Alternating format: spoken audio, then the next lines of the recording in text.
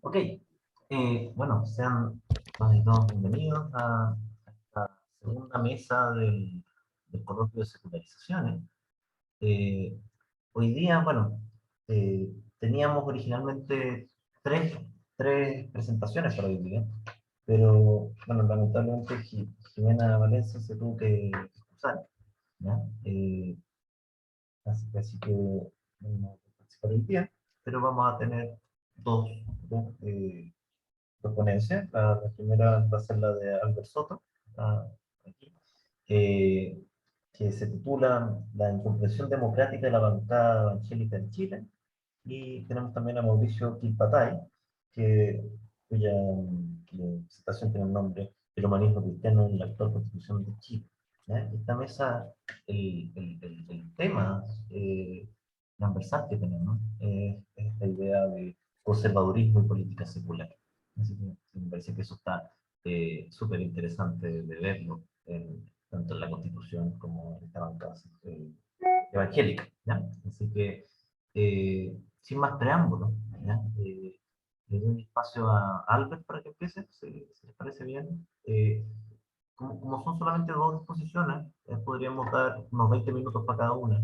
eh, y después bueno, que haya unos 10 minutitos para discusión de cada una y después que podamos tener una discusión quizás más transversal. ¿Sí? Así que empecemos con él. Perfecto. Sí. No sé si se ve la diapositiva o se ve mi barra lateral. Perfecto. ¿Se ve Ah, perfecto? ya. Mi barra de espero que no se vea. Preparé un escrito, pero igual voy a ir avanzando con algunas diapositivas que creo que pueden como ayudar a poder presentar lo que traje. La ponencia se titula, bueno, primero que todo, muchas gracias por el espacio. Pero la ponencia se titula La comprensión democrática de la bancada evangélica de Chile, un problema de razonabilidad pública. En este sentido, este problema aparece como debido a la persistencia de la religión como fundamento de orientación normativa para la vida en sociedad. Lo que sugiere una incipiente crítica a la clásica interpretación de los paradigmas ilustrados de la secularización respecto a su afirmación vinculada a la ausencia de un rol público de la religión en la modernidad. Por ende, esto, sobre todo en la discusión actual sobre la nueva constitución en Chile, se presenta como un fenómeno que requiere ser explicado en su complejidad debido a las implicancias que de ellos se siguen para la discusión pública en torno a diversos temas que conciernen a la sociedad en su conjunto.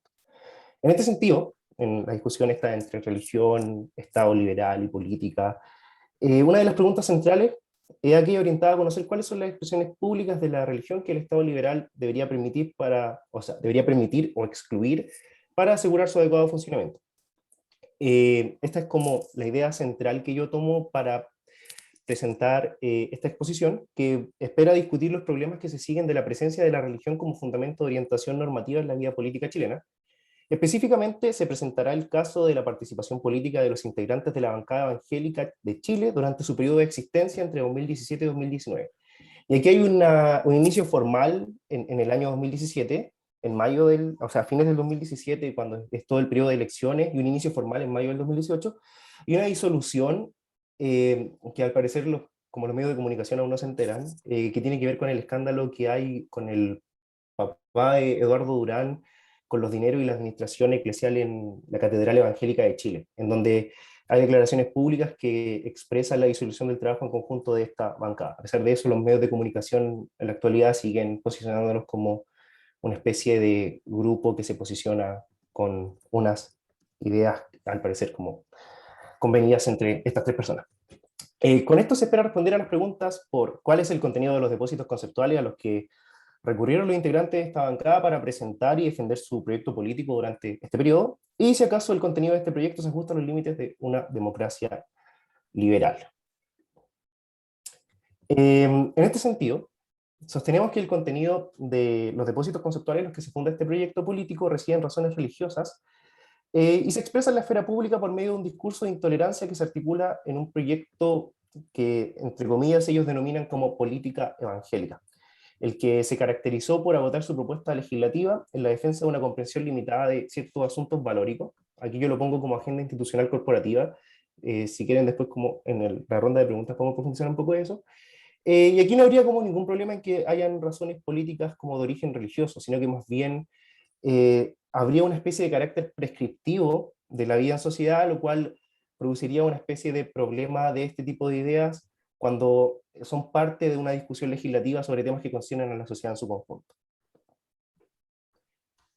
Como marco conceptual para poder realizar este análisis, tomo la idea de esfera pública de John Rawls, entendiéndola como aquel lugar de deliberación pública en torno a aquellas decisiones políticas que conciernen a la sociedad en su conjunto. En este caso particular tiene que ver con aquellas discusiones y deliberaciones de tinte legislativo, en donde existen distintas doctrinas comprensivas que están en disputa, que cada una tiene una idea acerca de lo que sería valioso para la vida humana, y aquí no habría una especie de distinción entre razones o doctrinas comprensivas que sean religiosas o seculares, sino que más bien todas deberían ceñirse a un mismo rito, que sería esta idea del requisito de estipulación o traducción de los contenidos de mis ideas para que puedan ser entendidos por todos mis interlocutores. Obviamente, esto genera una serie de problemas, como que tienen que ver con el tema de la razonabilidad no pública, es decir, simplemente porque tenemos una idea que no se comprende por todo, la excluimos y no puede participar de la discusión legislativa, o más bien, ¿cómo nos podemos hacer cargo de ese problema? Entonces, en ese sentido, tomo esta idea del enfoque de desagregación religiosa de Cecil Laborde, que sugiere que no es necesario buscar una especie de modelo de laicidad exacerbada que excluya por completo a la religión, o a estas ideas que serían como de doctrinas comprensivas particulares, ya que tiene un correlato secular y un correlato religioso en su propuesta, sino que más bien los argumentos que son parte de la discusión pública, en este caso la discusión legislativa, deberían respetar 4 principios. El primero es que se respete la idea de un Estado justificable, es decir, que la legitimidad del Estado se funda en su capacidad de justificar las normas ante todos los ciudadanos.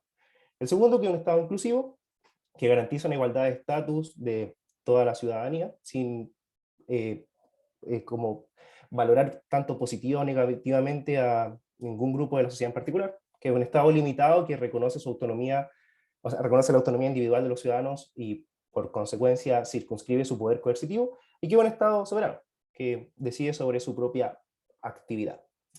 Entonces, a continuación les voy a presentar el estudio de caso.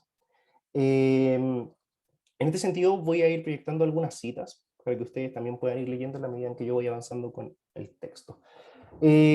Como contexto general, la participación política de los evangélicos en la esfera pública chilena viene desde inicios del siglo XX de manera muy acentuada. Existen distintos momentos. Los más álgidos tienen que ver con el Consejo de Pastores y su relación con el régimen militar durante la década entre el 73 y el 82.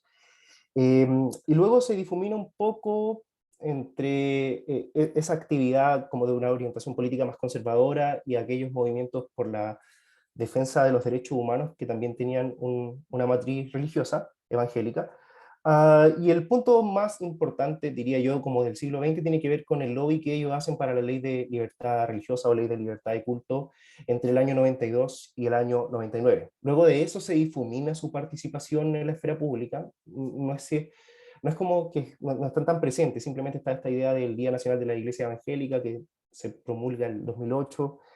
Pero ya cuando se ingresa a la primera década, o ya el 2010, 2011, eh, una serie de actores religiosos y actores políticos que tienen que ver o adscriben a la confesionalidad evangélica, se comienzan a hacer parte de las discusiones públicas debido a lo que ellos entienden como, y aquí la literatura está de acuerdo en esto, como una especie de, comillas, inminente amenaza para la libertad de conciencia, libertad religiosa y sus creencias, debido a lo que consideran como una vertiginosa profundización de procesos liberal democráticos que se han seguido de la avanzada en el reconocimiento de derechos civiles exigidos por diversos movimientos políticos considerados como minoritarios, entre los que se encuentran feministas, minorías étnicas, minorías sexuales.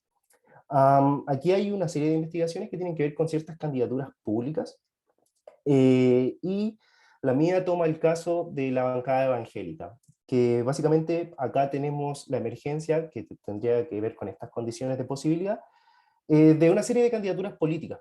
En la elección parlamentaria del 2017, 22 candidatos evangélicos llevados adelante por una plataforma llamada Por un Chile para Cristo, que respalda 11 de estas candidaturas, y las otras 11 también forman parte como de este conglomerado de candidaturas evangélicas. Y aquí salen electos solo 3 diputados. Los 3 adscriben al domicilio político de Renovación Nacional. Eduardo Durán, del Distrito 8, Francesca Muñoz y Leonida Romero del Distrito 20. Y aquí existen tres condiciones de posibilidad como para sugerir la existencia de esta bancada. Influencia transnacional de agrupaciones religiosas y de bancadas evangélicas en la región latinoamericana.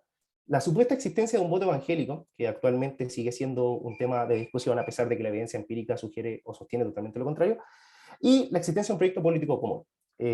Esta ponencia trabaja precisamente este último punto. En este sentido, al respecto de los contenidos o los elementos centrales que permiten ilustrar el contenido del pensamiento político de los integrantes de la bancada evangélica, podemos entender lo que ellos han denominado como la defensa política o defensa pública de sus valores cristianos.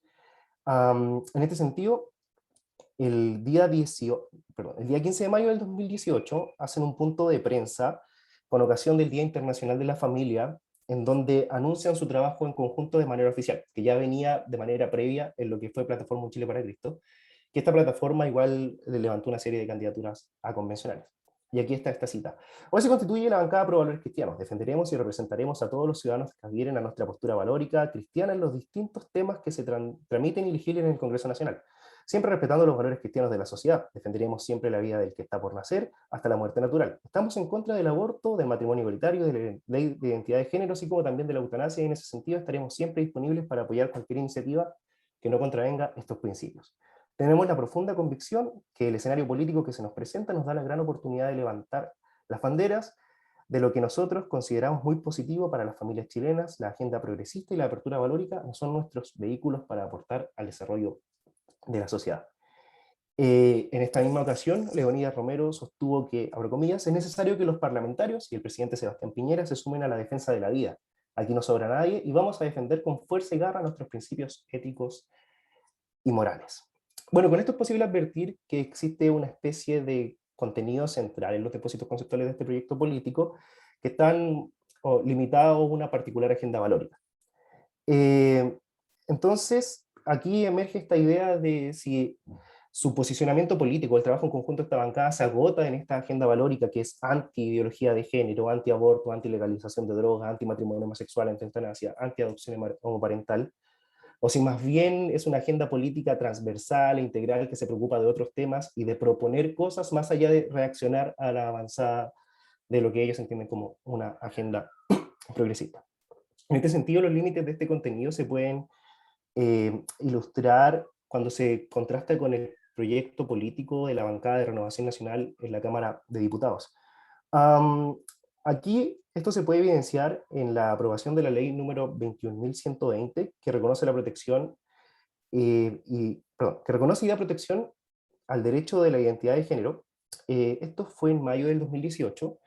Y aquí Francesca Muñoz sostuvo lo siguiente: uno ha percibido que la derecha, mi gobierno, ha levantado banderas de la izquierda, y en ese punto yo quiero ser enfática porque encuentro que ha sido un tema fuerte y que a nosotros, a mucha gente que yo represento, nos ha decepcionado. Entonces con esto yo he sido enfática al hacer un llamado a levantar las banderas que representan nuestros principios y valores, ahí puse entre comillas cristianos, que también le hacen a la sociedad. Y en este mismo contexto, Eduardo Durán sostuvo que la bancada Pro Valores Cristianos, conformada en el seno de Renovación Nacional, por estos tres diputados que les mencioné, declararon enfáticamente que el proyecto de la Ley de Derechos de Identidad de Género no es un buen proyecto ni que le haga bien al país. Mucho menos a los niños, a los cuales se les quiere involucrar con un adoctrinamiento desde el colegio para que ellos tengan confusión de lo que es su verdadera identidad sexual de niño o niña. Y así en adelante propender a un cambio de cultura en nuestro país, lo que es nefasto a todas luces. Con todo, la información hasta aquí presentada, que obviamente es muy reducida, permite sugerir que los límites del proyecto político de esta bancada no serían completamente afines a los proyectos de su domicilio partidario, sino que más bien se podrían diferenciar al concebir la vida política desde una perspectiva limitada a la comprensión religiosa de ciertos asuntos valóricos. Ahí tendríamos un punto de tensión entre la bancada de RN, que es el domicilio político, o fue el domicilio político de la bancada evangélica, que sigue siendo el domicilio político de estos tres diputados, y su particular proyecto. En un sentido similar, Leonidas Romero, al ser consultado por su posible migración debido a esta acción al interior de RN, sostuvo que pertenezco a Renovación Nacional, soy de este gobierno, los proyectos de ley van en beneficio de la comunidad, que van en beneficio de la comunidad, los apruebo y los respaldo totalmente, pero todos los proyectos o todo lo que tenga que ver con los temas éticos y morales, el gobierno, el presidente y los ministros saben cuál es mi postura. y yo voy de frente. Yo no soy escudero de nadie, yo creo y creí en este gobierno, por eso sigo trabajando con ellos. Pero como lo mencioné, los temas valóricos para mí son intransables. De esta manera, se puede ya responder a la pregunta por cuál es el contenido de los el contenido de los depósitos conceptuales en los que se funda el pensamiento de los integrantes de esta bancada.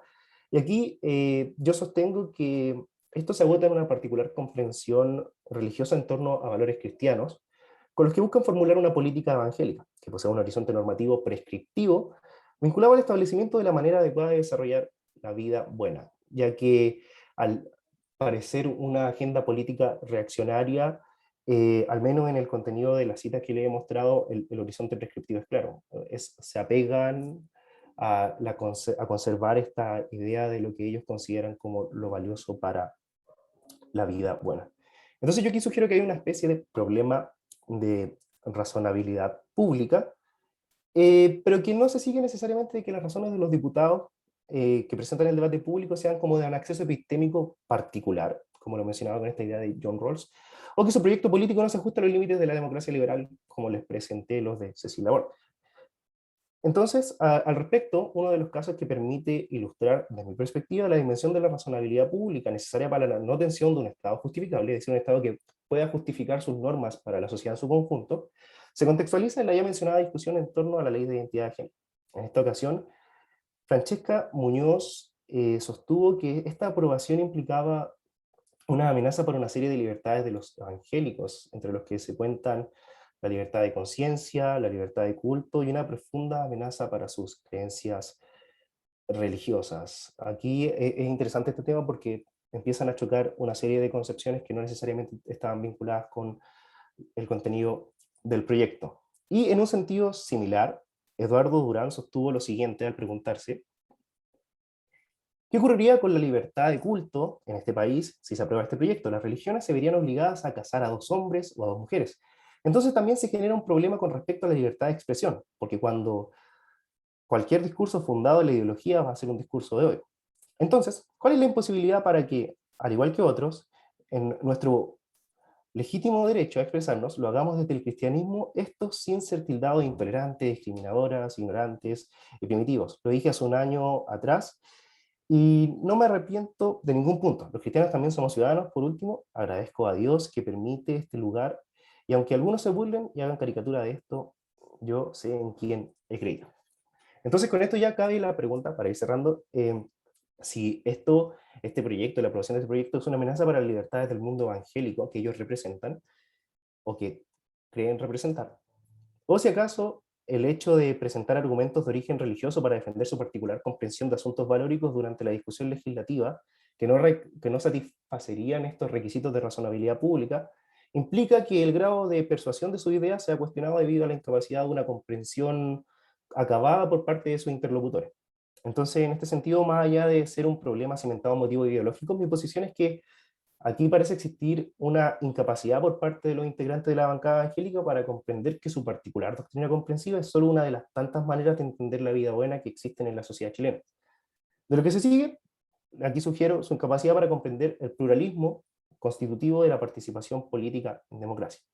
Entonces, de este modo, es posible sugerir, para mí, desde mi posición, que esto es un problema de incomprensión de la democracia liberal por parte de los integrantes de esta bancada, ya que no consideran que, por su definición en una democracia liberal, hay espacio para la existencia de distintos proyectos vitales que se funden incluso en doctrinas comprensivas diametralmente opuestas, ya que de ello no se sigue un problema para la vida en común.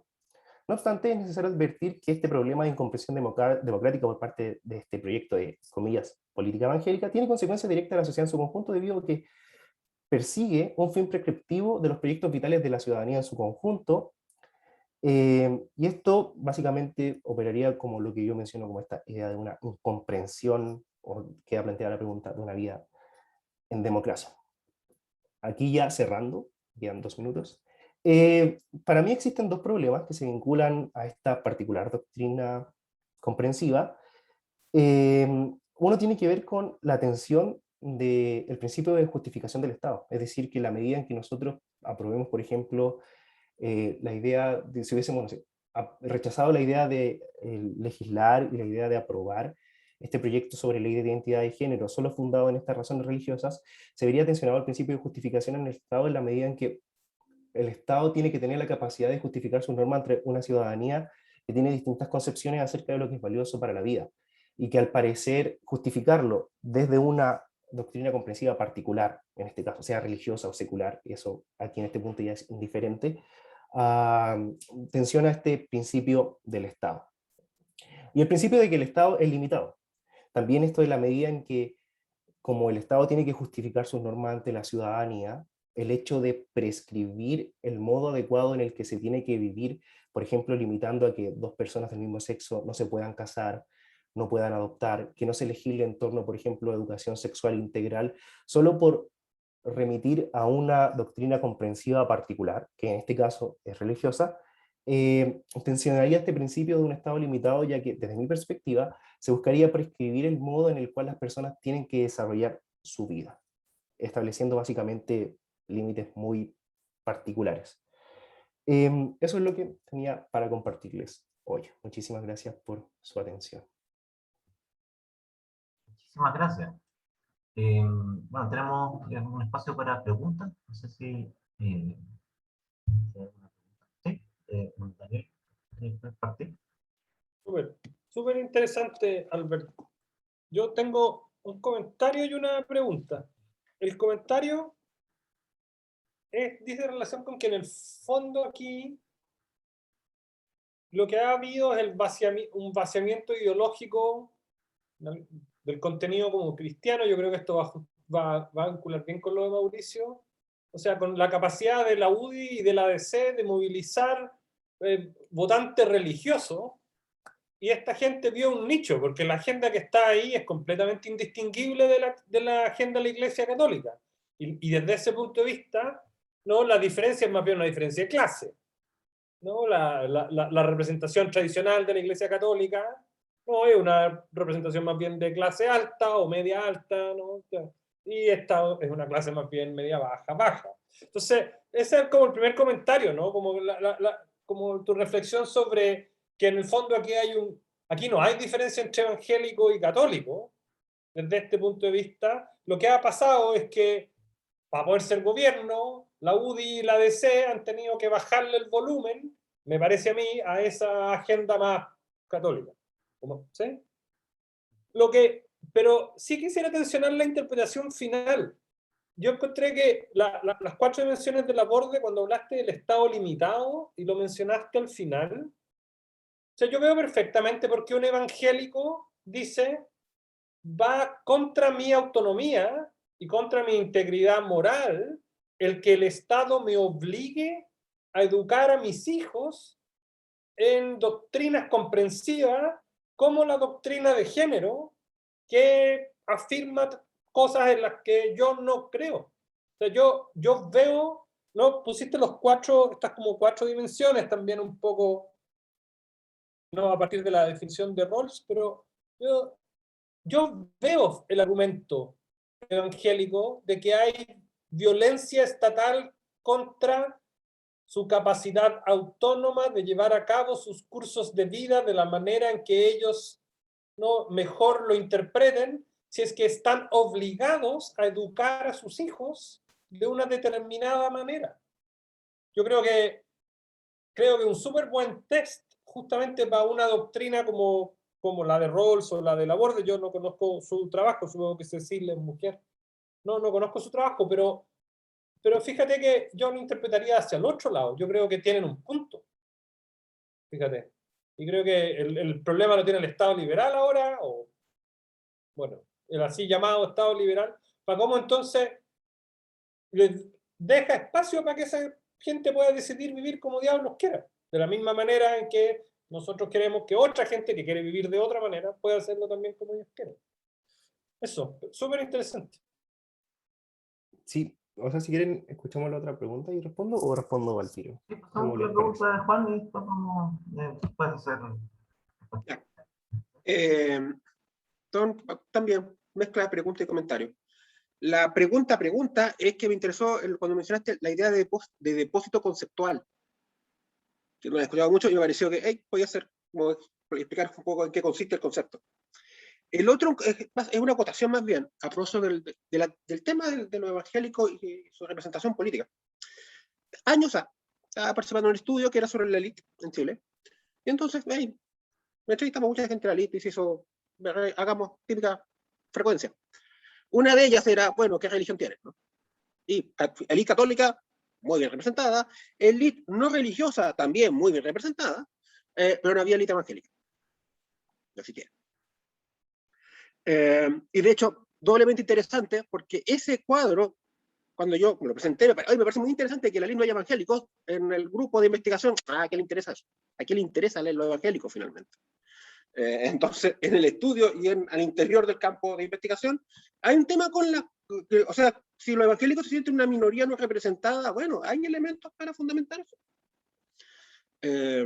Y lo otro, que un poco con lo que decía Daniel, que es, yo encuentro que son malos argumentos. O sea, no son como argumentos muy convincentes, pero sí están en la lógica pública. O sea, no me parecen argumentos de base religiosa. Un argumento del estilo, mira, si pasa X, afecta esta libertad, es un argumento general. Es un argumento perfectamente genérico, usable por todos. No creo que funcione. O sea, puedo decir, no me parecieron buen argumento lo que estaban diciendo, pero la forma del argumento no me pareció que fuera no democrática, no, digamos, que se saliera de los límites del Estado liberal, etc. Formalmente el argumento funcionaba, digamos. Obviamente, no me convenció por contenido, pero era un argumento atendible en esa lógica. Eso. Sí. Yo voy primero a la pregunta sobre el vaciamiento ideológico, y aquí estoy de acuerdo con el profesor Cherny-Ló en el sentido de que los antecedentes dan cuenta de que debido a la crisis de la Iglesia Católica entre el 2000 y el 2010, debido a todos los abusos, está este vaciamiento en la política chilena. Hay alguien que se tiene que hacer cargo de los valores tradicionales de la religión, y ahí es donde ve como una especie de condición de posibilidad, pero también una peyorativa parte del mundo evangélico de querer hacerse cargo de eso, con una serie de, hoy día, actores políticos en todo el Estado, con cargos básicamente de confianza, con lobistas trabajando desde hace muchísimo tiempo en muchísimos temas, eh, y con una serie de otras cuestiones que tienen que ver con ciertas personas que adscriben una confesionaria religiosa particular, y es como que si fuesen militantes de esta confesionaria religiosa y trabajan básicamente por la consecución de este proyecto particular que ellos suscriben. Bueno, en este sentido, solamente para hacerme cargo del comentario que estaba en el chat y de ahí seguir, porque creo que es necesaria esa aclaración, los estudios como electorales no dan cuenta de que ellos representen al mundo evangélico acabadamente. En Chile debe ser aproximadamente el 20% de una pluralidad denominacional impresionante, incluso dentro de cada denominación. Sí representan un proyecto particular, y aquí suscribo completamente, y hay personas que posiblemente tanto sean evangélicos, católicos o sin religión van a suscribir al proyecto que ellos presentan, pero ellos dicen llamar la bancada evangélica y se dicen llamar los representantes del mundo evangélico, pero ahí como que simplemente pasan por alto esta configuración sumamente plural al interior de este mundo. Ellos son de denominación pentecostal, todos, pero también el pentecostalismo ya otra amplitud gigantesca, pero dentro del mundo evangélico, según la investigación de Fabián Bravo, que presenta en unas sesiones más, cerca del 80% del mundo evangélico adscribiría a algún tipo de denominación pentecostal. Entonces, eso igual es llamativo a la hora de buscar un electorado evangélico, a la hora de ver un 20% del electorado que adscribiría a un proyecto particular, y que hoy día se ve eso, por ejemplo, en el proyecto político que levantó Kast en esta alianza con Francesca Muñoz y el Partido Cristiano Conservador. Eso al margen y al alero de Renovación Nacional. Entonces, sobre la idea del Estado limitado, yo creo que, y aquí también para recoger la idea de la formalidad del argumento, yo discrepo primero con la formalidad del argumento. Creo que hay argumentos que pueden parecer de tinte religioso, y hay otros argumentos que formalmente no necesariamente están vinculados como a esta justificación de mis creencias personales. Eso sí, como yo explicito al inicio, que un argumento sea religioso, secular, no lo dota de un estatus en la discusión superior ni inferior, sino que más bien el desafío está en que el contenido, más allá de la formalidad, pueda ser entendido por todos. Porque si lo pensamos, por ejemplo, en la discusión legislativa, no todos los argumentos van a satisfacer estos criterios de que sean o seculares o religiosos, sino que más bien va en su nivel de persuasión. Am, y creo que precisamente lo que decía el profesor Chernilo permite tensionar la investigación que venía haciendo. Esto es parte de mi investigación de la tesis de pregrado, porque creo que eso era un punto que yo no había observado, el revisar el caso a caso, ya que precisamente esto que tiene que ver con el ámbito de la educación contravendría una especie de posición liberal en la medida en que se establezca un programa particular que afecte a lo que ellos desean.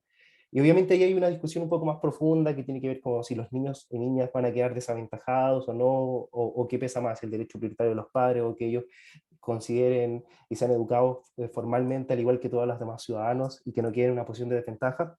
Pero creo que ahí sí hay que entrar en el caso a caso para preguntarnos sobre qué tan propiamente liberales es poner esta carga sobre cada tema. Al menos en el tema sexual, de legalización de drogas, o sea, como sexual en el sentido de adopción homoparental y matrimonio homosexual, para mí parece bien claro eso, y en la educación creo que es necesario, al menos para mí, darle una vuelta más, porque parece un tema bien interesante por sí solo.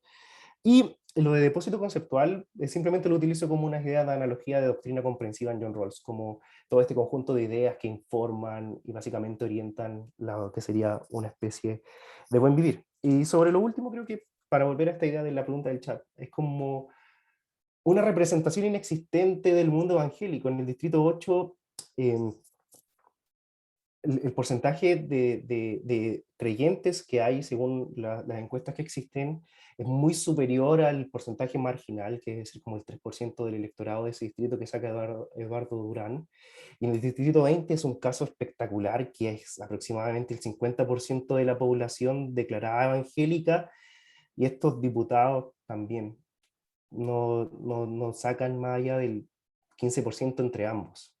Entonces, ahí lo de la representatividad de esta bancada evangélica permite tensionarse. Pero agradezco muchísimo sus comentarios y sus preguntas. Sin duda serán de mucha ayuda para seguir profundizando en esto. Gracias a ti, Albert. No sé si hay alguna otra pregunta o pasamos. Sí, hay una de Mauricio. ¿Vale? Sí, y muy concreta. Albert, ¿qué ves tú como los valores cristianos?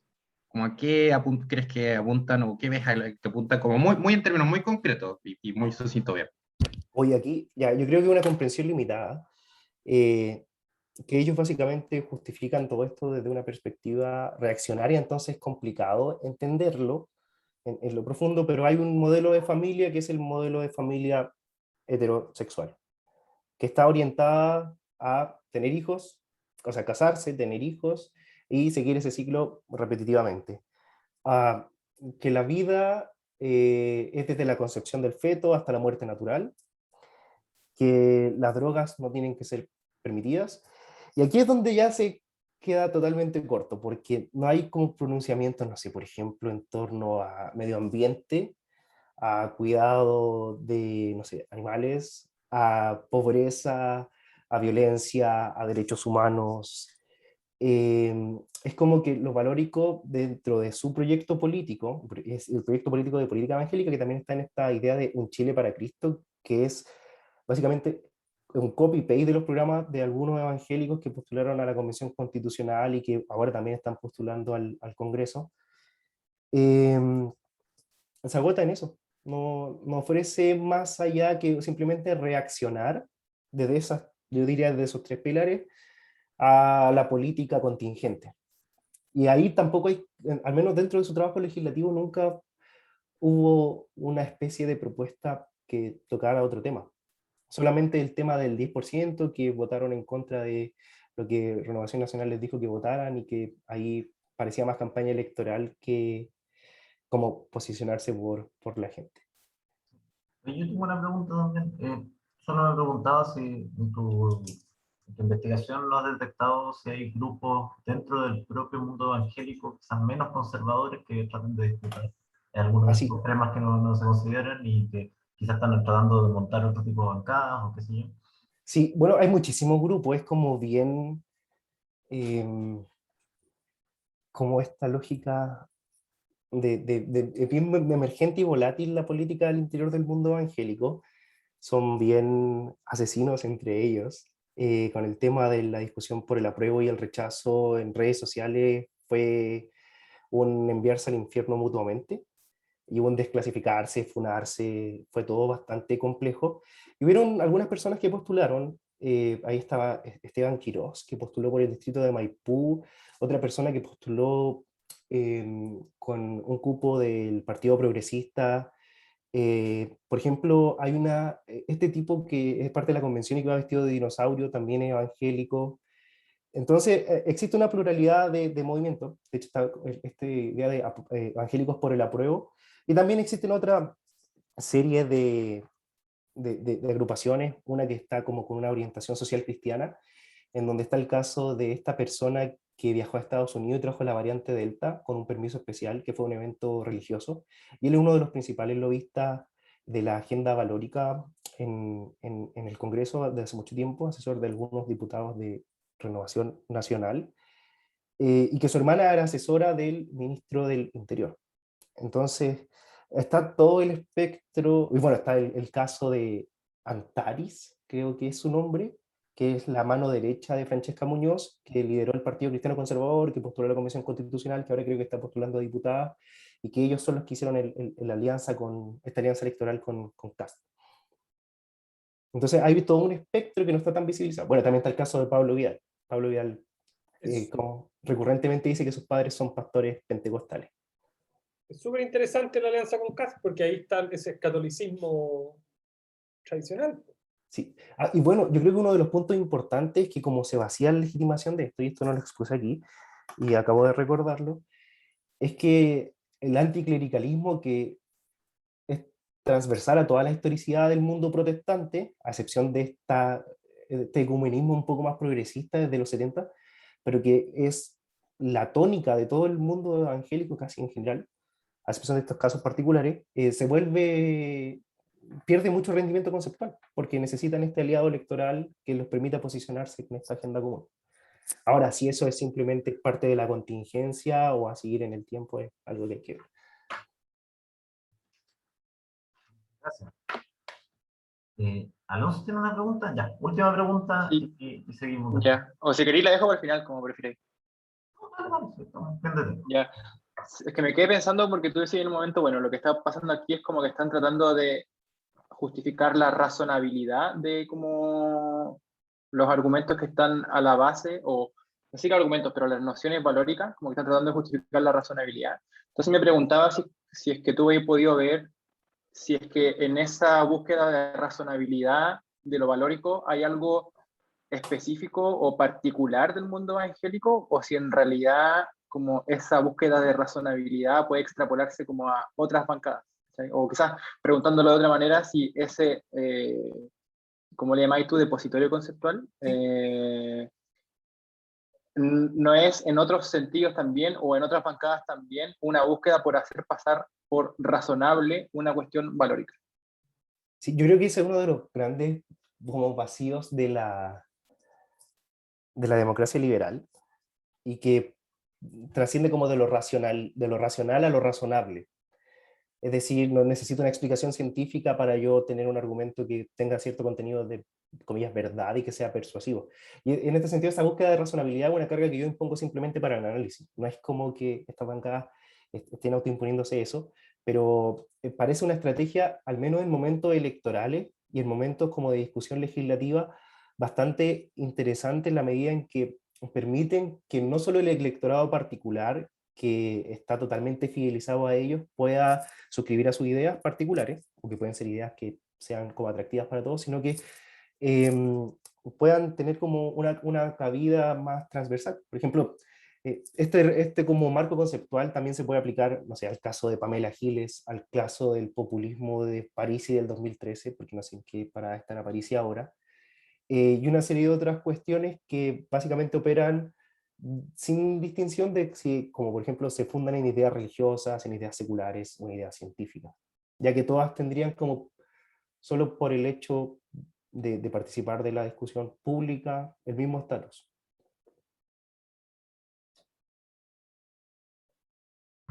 Muchas gracias, Albert. Súper interesante, un aplauso. Vamos entonces ahora con la presentación de Mauricio Pilpatay, ¿no? que está ahora bien tempranito allá en Sydney, y su presentación lleva el nombre, por lo menos el programa, El humanismo cristiano en la actual Constitución de Chile. Así que, Mauricio, tú tienes la palabra. Muchas gracias. Sí, decidí cambiar absolutamente todo lo que iba a hacer y en vez de eso voy a hablar de secularizaciones y cristianismo en la Constitución chilena. No, obviamente le di una vuelta a la importancia del panel y leí un paper de un par de personajes llamados Chernilo y Cordero, no sé si lo ubican, que lo encontré bastante interesante y por lo tanto planteo hablar sobre el cristianismo y humanismo cristiano en la Constitución chilena, conversando un poco con Albert. Creo que lo que plantea ahí es tremendamente interesante y creo que va a jugar mucho, como decía Daniel, con lo que ocurre aquí digamos, en la discusión hacia la Constitución chilena y la actual, digamos, especialmente el artículo 1. Pero también la hice pensando, perdón, en conversar un poco acerca de qué es lo que pasa con este proceso de secularización, si es que hay desecularización. Entonces, en el fondo lo planteo desde ahí, para que lo conversemos después, que me pareció sumamente interesante lo que plantea Albert y tomé, bueno, un montón de notas, así que para la conversación posterior. Entonces, el contexto de esto es simplemente la creación de la Constitución de 1980, muy sencillo. Según la comisión que la creó, digamos, Allende, el marxismo y la política en general introdujeron caos social y cultural a la sociedad chilena. Esta es la visión que la comisión tenía y que también es compartido por la Junta. Y ahí no solamente hay una crítica hacia el contexto inmediato del gobierno de Allende,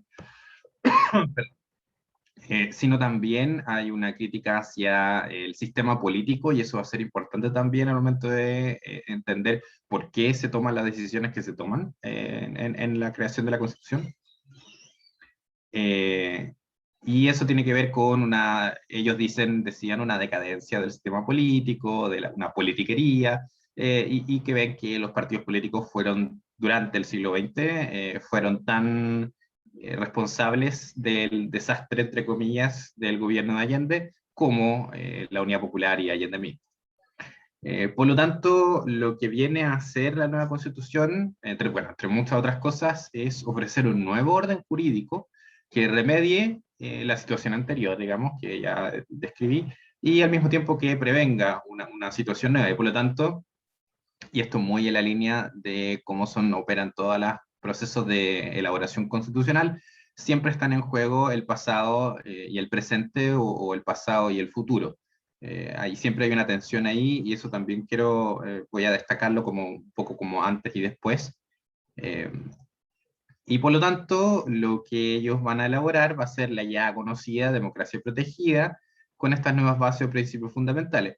Lo importante sí de acá, y es algo que a mí me interesa mucho ir expandiendo, es que esta democracia protegida muchas veces, creo yo, se usa en el sentido de decir, sí, lo que hay es una democracia protegida, hay una democracia protegida, etcétera, pero hay poca comprensión de contra qué es lo que se está protegiendo y qué es lo que se está protegiendo, más allá del cómo, que creo que ha sido también, y para poner esto en contexto, ha sido la parte de la discusión, especialmente durante los 80, los 90 y comienzo de los 2000 por lo menos, de parte de figuras como Atria y obviamente con muchos otros académicos mucho menos carismáticos o públicos, sobre el sistema institucional, el sistema legal, etcétera, como el tema de los anclajes, de los enclaves autoritarios, etcétera, pero lo que quiero mostrarles acá es que esta protección de la democracia, y hay democracia entre comillas y protección entre comillas,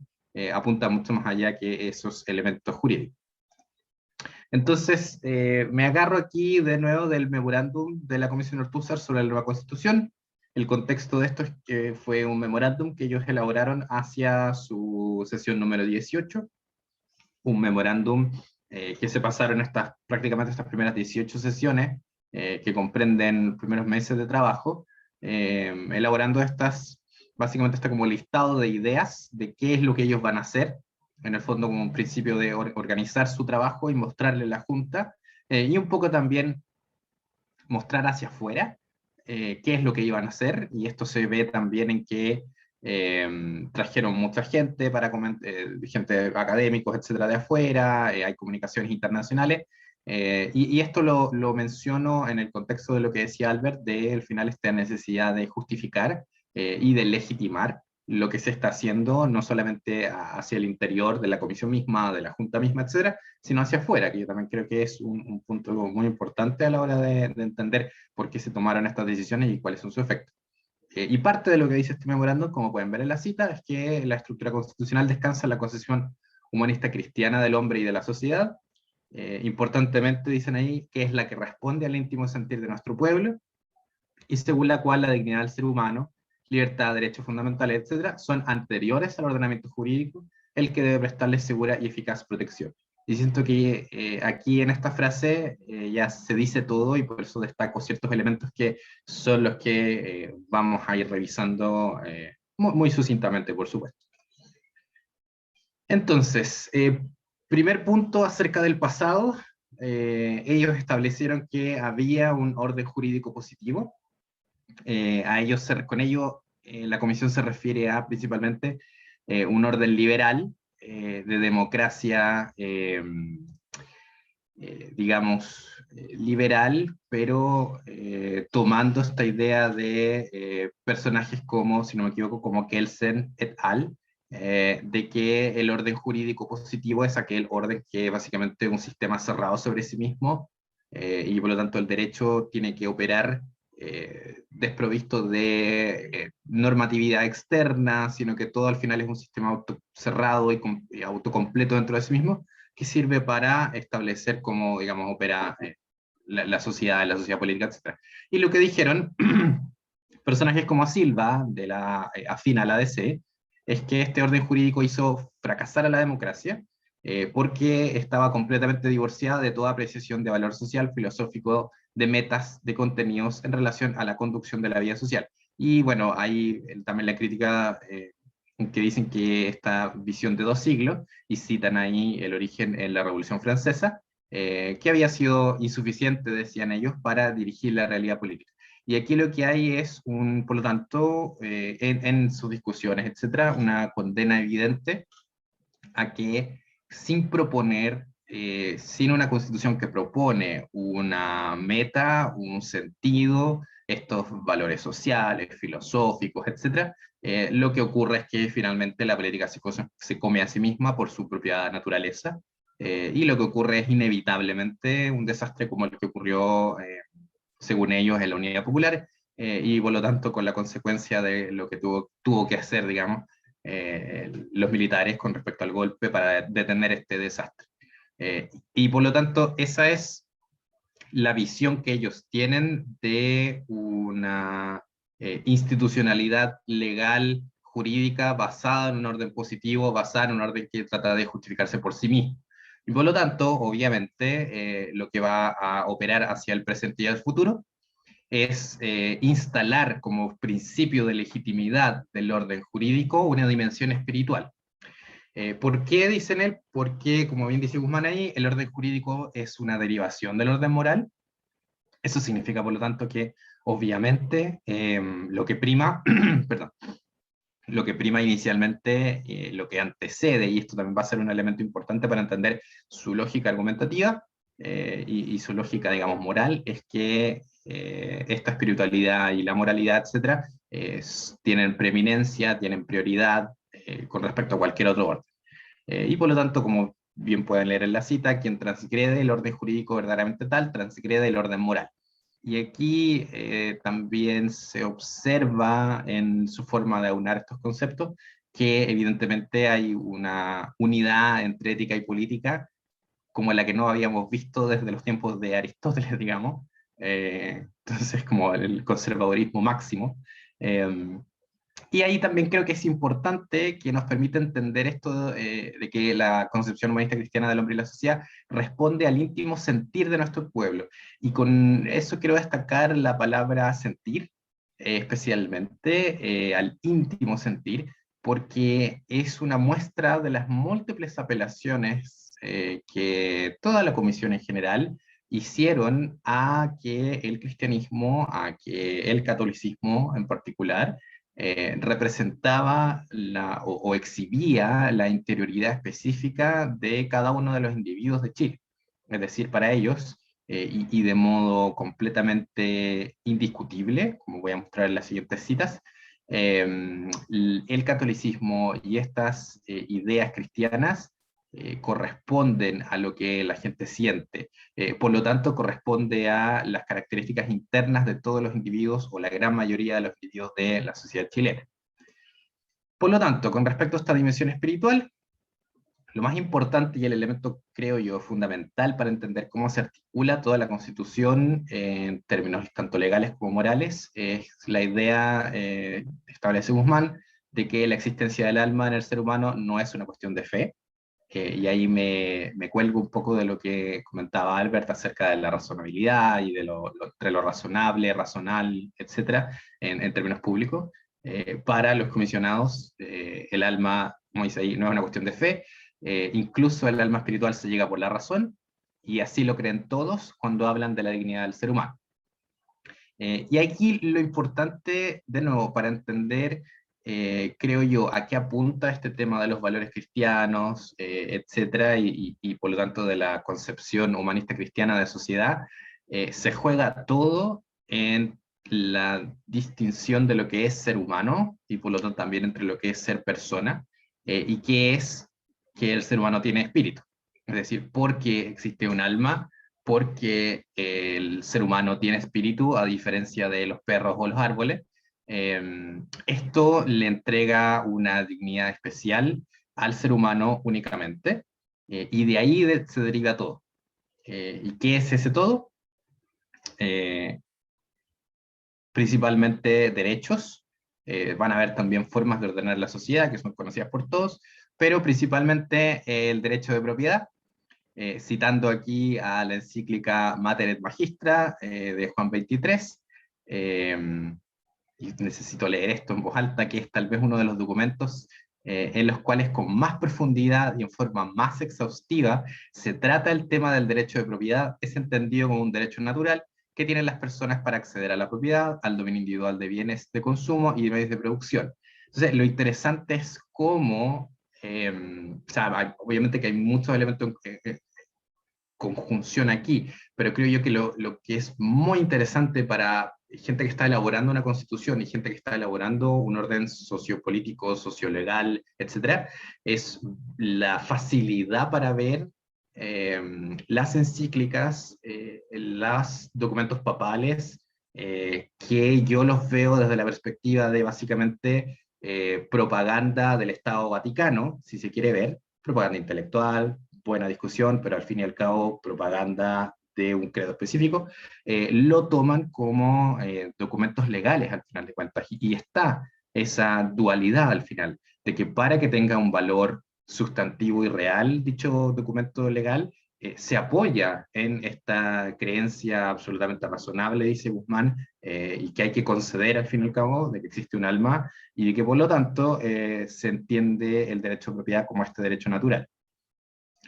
Y este derecho natural se funda en un concepto muy profundo, y esto también es importantísimo, creo yo, que es de la prioridad o preeminencia ontológica y de finalidad que tienen los seres humanos particulares respecto de la sociedad.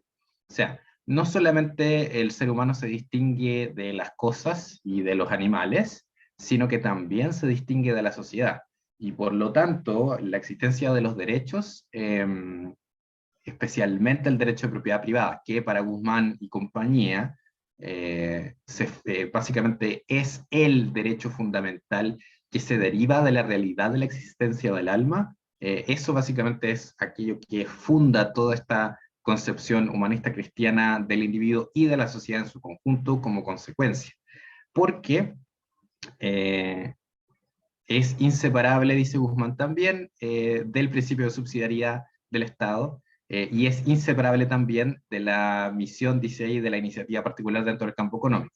Es decir, para él viene aparejado por necesidad lógica racional, perdón, el que existe el alma y por lo tanto indisolublemente, absolutamente inseparable, viene con ello cierto grupo de derechos naturales, entre los cuales casualmente se encuentra el derecho de propiedad privada, y al mismo tiempo el hecho de que el individuo es el único motor de agencia en el campo económico, y también de que el individuo siempre va a ser superior en importancia, ontológicamente, etcétera, a la colectividad.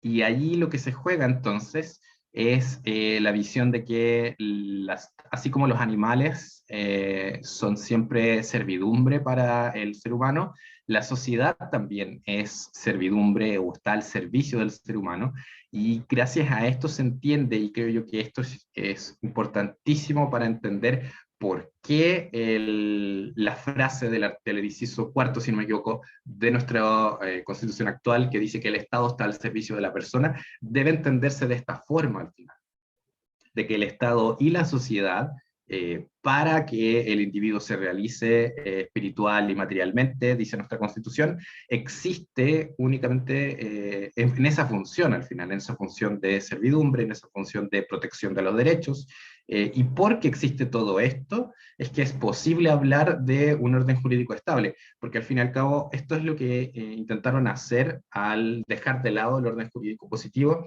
y pasar a fundar el orden sociolegal en algo así como el alma, que es básicamente la apelación a un orden trascendental, es decir, a una idea apolítica, porque del alma no se puede discutir políticamente, no es algo que pueda ser discutido. Guzmán dice ahí, esto en realidad lo saben todos, y todos lo aceptamos. Y por lo tanto significa fundar, como les decía, un orden sociopolítico sociolegal en algo que está fuera de él, y ahí por lo tanto aparecen algunas preguntas. Por ejemplo, partimos de la base, los comisionados asumen la existencia del alma, la utilizan como principio de legitimidad jurídico-moral, y por lo tanto, porque el individuo tiene alma, entonces tienen estos derechos de propiedad privada, el principio de subsidiariedad, y este no puede ser infringido.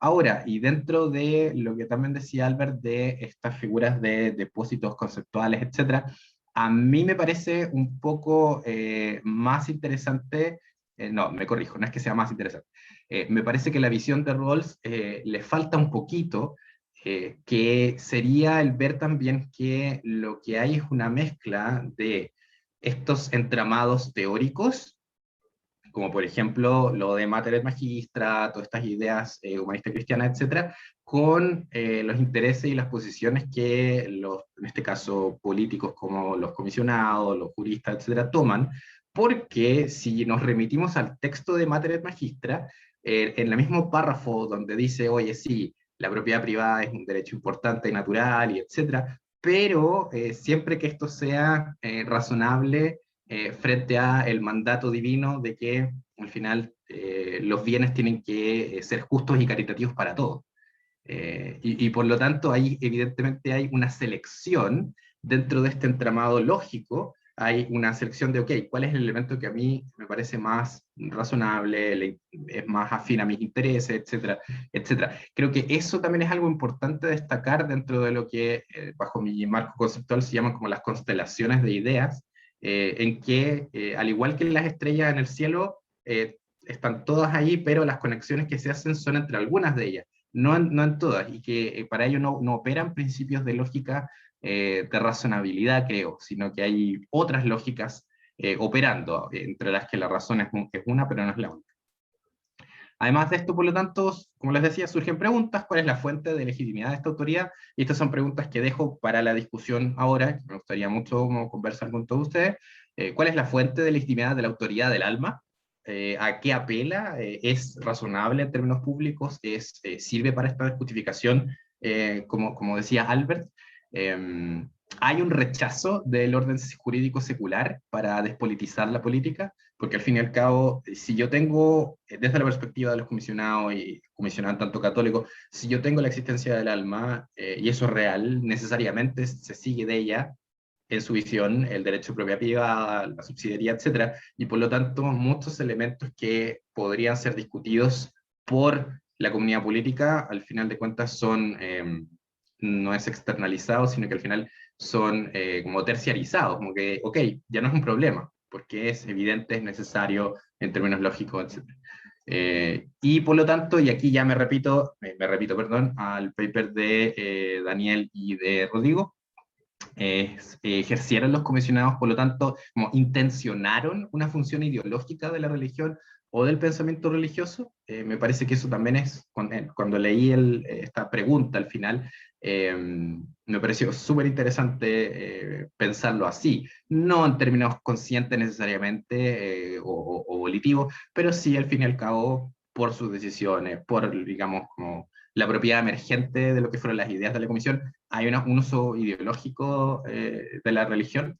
Y al fin y al cabo, mi pregunta, y aquí es desde la absoluta ignorancia de el tema de la secularización, es si hay, por lo tanto, una suerte de contrasecularización en la Constitución y en el orden jurídico chileno al hacer este movimiento de sacar de la política y mover hacia el plano trascendental cierto tipo de discusiones, como por ejemplo el cómo debe ordenarse la sociedad, qué es legítimo para que el individuo haga, etcétera, y etcétera. Entonces dejo abierto, por favor, las preguntas, me parece sumamente interesante y esto se enmarca en contexto de mi tesis doctoral, así que cualquier comentario y discusión, muy, muy bienvenido.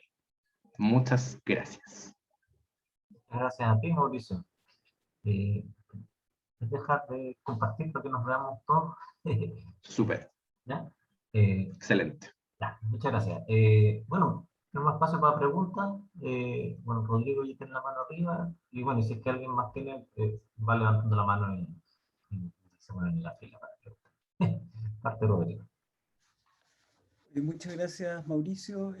Primero que todo, como antes de hacer la pregunta, me quería disculpar porque me pude sumar un pelín más tarde a la sesión y era porque tenía una cosa acá, una reunión que se atrasó un poco más de lo que yo hubiese querido, pero por eso no pude estar al inicio y lamento mucho no haber podido involucrarme antes en la conversación. Mauricio, súper interesante como este ejercicio de ir a buscar ahí en las actas, ir mirar elementos y de alguna manera hacer un resumen de la presentación de estos elementos, digámoslo así, religiosos, ¿no? Pero tenía dos preguntas y que son como sencillas, porque como genuinamente para saber como qué estás queriendo hacer y decir con estos materiales. Uno, en esta interpretación respecto de la relación de las doctrinas religiosas, las encíclicas, el lugar, la primacia ontológica de la persona, etcétera, etcétera, y eventualmente esos vínculos con cómo de ahí se fundamenta la propiedad como un derecho natural.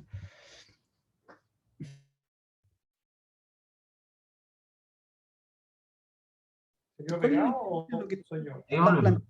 ¿Ah? Rodrigo, te quedaste pegado. ¿Puedes Perdón, rehacer perdón. la pregunta, por favor? ¿Y en qué parte me quedé pegado? Al principio, no alcancé a decir nada. No, Justo cuando dijiste iba lo a de las enunciar la pregunta. encíclicas. Sí. Chuta, se me olvidó, ¿no? Es que no sé No. por qué cuestionó hace hartos días Carlos Peña nos tiene con mal internet, ¿no? Perdón. No, era básicamente como en ese ejercicio de reconstrucción, ¿no? Y de ir viendo cómo esos elementos se van hilvanando, ¿no? Esta fundamentación del orden jurídico en principios trascendentes religiosos, ¿no? Etcétera. Pero ¿qué diferencia tiene el tipo de planteamiento que estás haciendo con el argumento y el tratamiento que Renato Cristi, por ejemplo, ya ha hecho de eso? ¿No? Un poco para lo que me gustaría saber cuál es el elemento adicional que tú estás intentando buscar ahí a esa interpretación ya bastante establecida respecto de, y sobre todo en el caso del producto de su casi obsesión biográfica con la figura de Jaime Guzmán, en donde parece ser que todo sale de la cabeza y el genio de Jaime Guzmán, ¿no? Y parece ser que en el argumento que tú haces, ¿no? Como que parece replicar un poco ese problema, ¿ya? Pero entonces esa es una cosa. Y lo otro es un poco, tú ves que en este ejercicio, estoy intentando en este ejercicio que estás haciendo de conectar la manera en cómo se presenta el problema de la secularización en el proceso de creación constitucional, que me parece súper interesante. Creo que es una pregunta que no se le ha hecho necesariamente desde ese ángulo a ese proceso, pero al proceso actual también. Entonces me parece que hay algo ahí productivo. Pero eso tiene que ver, me parece, que cómo no caer en el riesgo que es un riesgo que con Daniel intentamos no caer, es como cómo no reducir la pregunta de la secularización solamente a la cuestión de lo religioso. Y que entrar el problema de la secularización es siempre entrar por la cuestión respecto de la tensión entre la religión y los valores seculares, cuando la religión también se moviliza de otras maneras, ¿no? Y particularmente, o sea, la secularización particularmente respecto a la pregunta acerca de la autonomía y particularmente la existencia de elementos trascendentes, ¿no? Y esos elementos trascendentes pueden ser o no religiosos, ¿no? De hecho, en el caso de la discusión en la Comisión Ortúzar, de toda la discusión sobre la nación y el nacionalismo, ahí no hay religión. Hay una operación de reconstrucción historiográfica que es distinta, que conecta con una raíz conservadora, ¿no? Que tiene vínculos con la cuestión religiosa, naturalmente, pero no es estrictamente un argumento religioso. En el caso de la cuestión de la propiedad privada, también uno podría decir, en el esfuerzo de mostrar Christie, de cómo después de que Jaime Guzmán lee a Hayek, ahí hay un esfuerzo por conectar las encíclicas, ¿no? Y la función social de la propiedad con este derecho cuasi natural.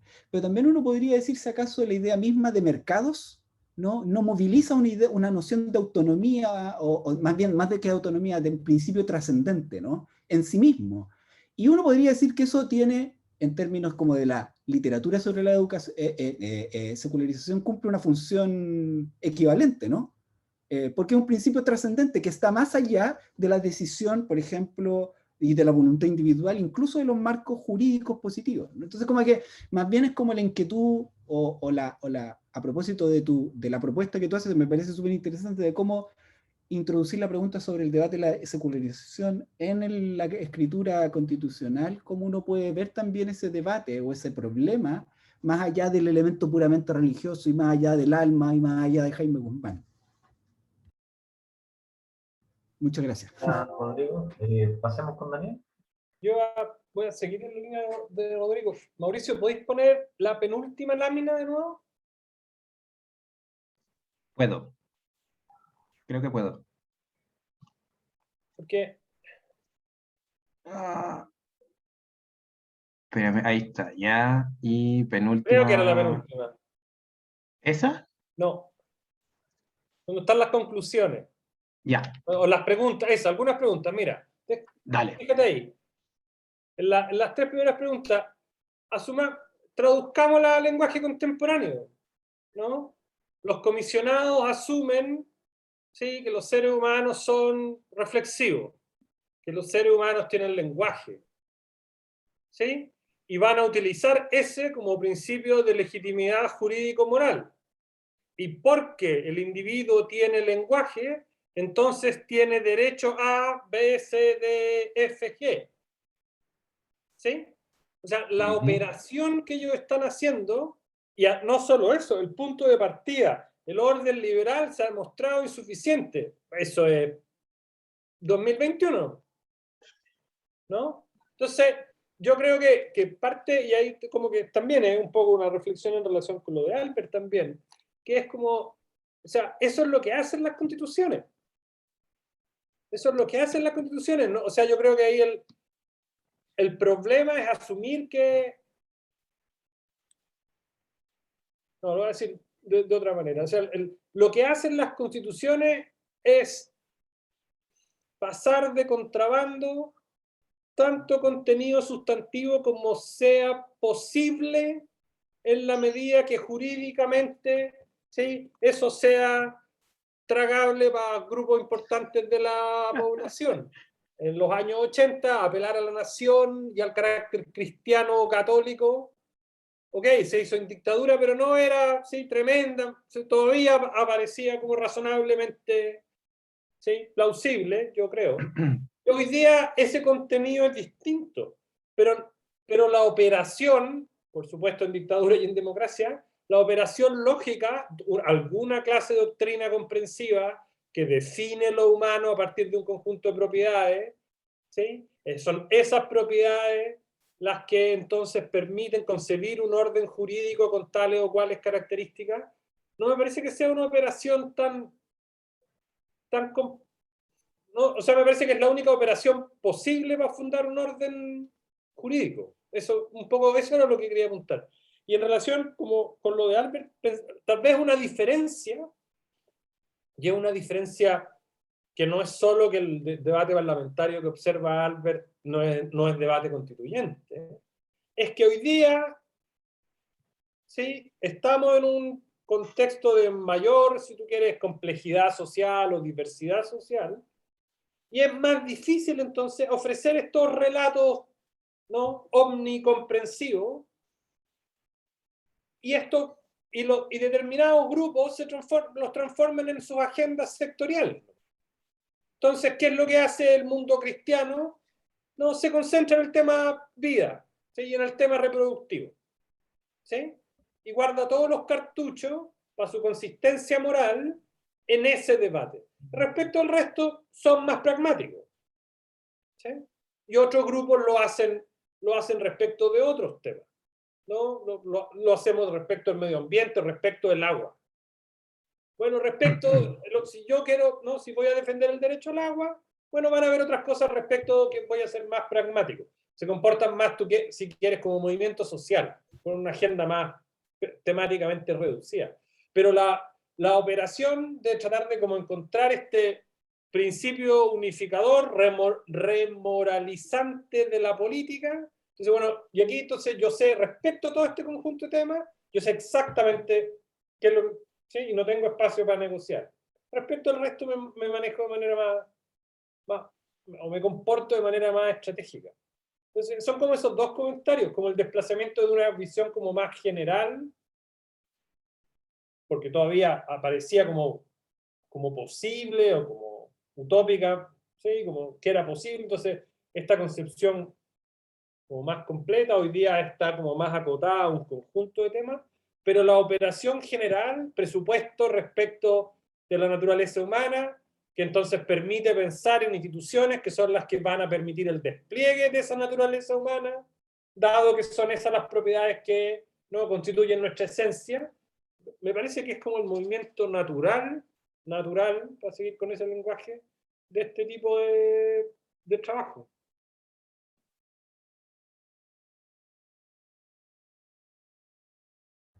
Gracias, Daniel. Juan, ¿sí? Bueno, Daniel dijo dos de las cosas que yo quería decir, así que las voy a citar. Especialmente el cambio que uno lo escucha un poco, los argumentos de Guzmán suena bastante más religioso que lo que dice Durán. Pues fue un poco lo que mencionaba, y que también, claro, en última instancia, cosas anteriores al orden jurídico, bueno, el discurso de los derechos humanos tiene mucho de eso también. Entonces, dos temas para agregar. Uno, entre medio, que el humanismo cristiano se basa porque el pueblo es el sentido íntimo de nuestro pueblo. Voy a irme muy atrás. En el siglo XVII, cuando estaba en la guerra de religión, entonces uno de los argumentos era, bueno, seamos, por ejemplo, en Francia, volvamos al catolicismo porque es el sentido de nuestro pueblo y la unidad. Y los pensadores católicos de la época decían, hey, esto es un argumento político, escéptico y cínico, porque el que realmente católico no dice eso, dice que el catolicismo es verdad. Entonces, hacer ese tipo de argumentaciones es una debilidad. Entonces, pasan 3 siglos y lo que a los fundamentalistas del siglo XVII les parecía que era una forma política de la religión, aparece ahora como la forma más religiosa que puedo presentar las cosas. El otro es, ¿qué es lo que hace religioso el argumento? Por ejemplo, cuando Guzmán cita el Mater Magistral. El argumento que está, la parte que menciona, se podría dar de múltiples otras formas y uno lo ha escuchado de múltiples otros lugares. Lo que lo hace religioso es que cita al Papa, en vez de citar a un filósofo. Eso son los religiosos, digo, para establecer en términos concretos lo que establecen. Y lo otro, un comentario por lo que dijo Rodrigo. Está diciendo el tema del mercado como trascendente. Tine Slobodian tiene un libro con el tema globalistas, que es un examen de la escuela neoliberales, y él dice literalmente que Hayek y esa visión es una teología negativa. Voy a citarlo, así porque me acordé de la cita. El ordoglobalismo se puede pensar como una teología negativa, estableciendo que la economía mundial es sublime e inefable. O sea, la misma es un sujeto trascendente al cual no se puede decir nada, y hay que solo acatar. Eso. Muchas gracias.